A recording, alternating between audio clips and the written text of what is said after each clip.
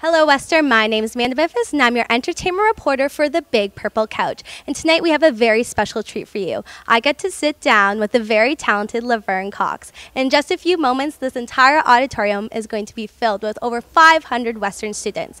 So check out for my interview because I do get some juicy gossip from Orange is the New Black Season 2. So I guess, first of all, just for people who weren't here, what would be one thing that you would hope that the Western population would take from your speech tonight, who did attend tonight?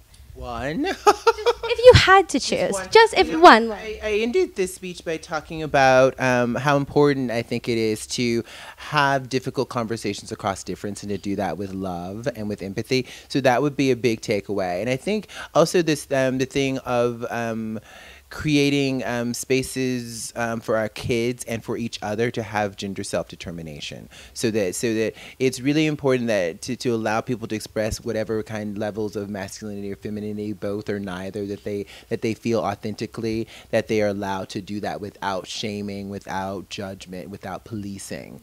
That's another thing. And then also to understand that how oppressions intersect.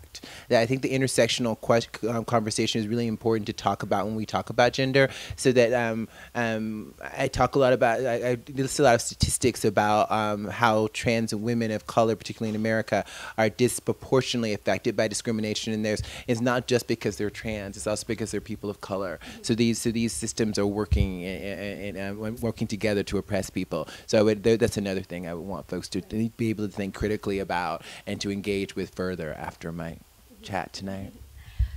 Really.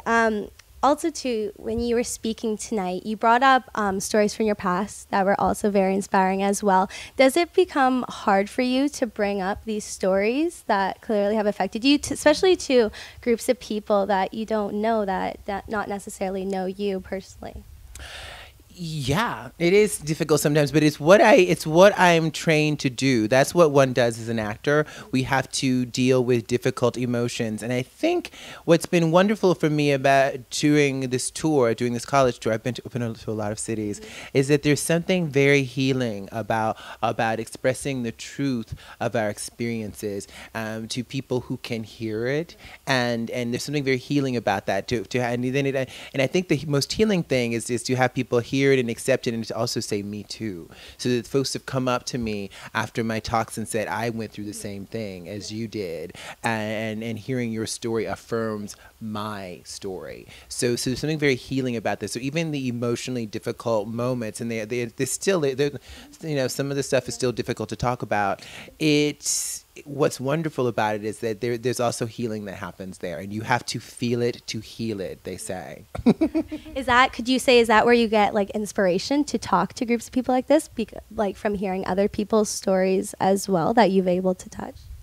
Absolutely. I'm loving meeting college students. I have to say, I'm having a really good time. I love college students, and I love just being in this I love being in these atmospheres of openness and learning, and there's such love. I've been getting such love, so I'm having a really good time. And I think stories. Brene Brown, I talk about her so much, but she says that stories are data with the soul. So I think our stories can be guides for us if we critically engage with our narratives. And so I enjoy critically engaging with my own and encouraging other folks to do that as well.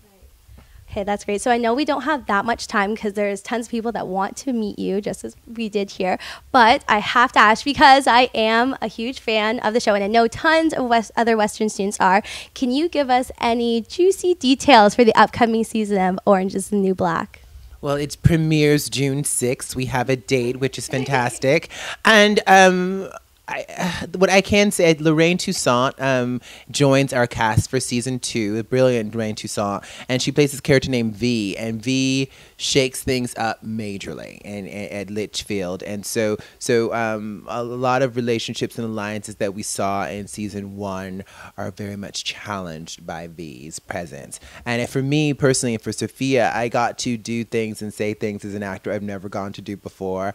And there's one scene, I can't wait to actually people see it. There was this one scene where I was laughing. It was written in such a way I was laughing so hard through the scene. I was like, I didn't know if I'd be able to get through it. And I'm always, even when stuff is really funny, I'm always able to get through it. But this was just like, It was so funny. So like, it's really juicy, and there's some amazing emotional moments. There's really funny stuff. Our show, I love our show because there's some really funny stuff and there's some really gut wrenching stuff. And I got to play both ends of the spectrum in season 2, and it was fun. I don't know about you guys, but I'm so excited for season 2. I want to watch it. I wish June 6th would come faster. So thank you so much for being with us. We really appreciate it. Thank you so much.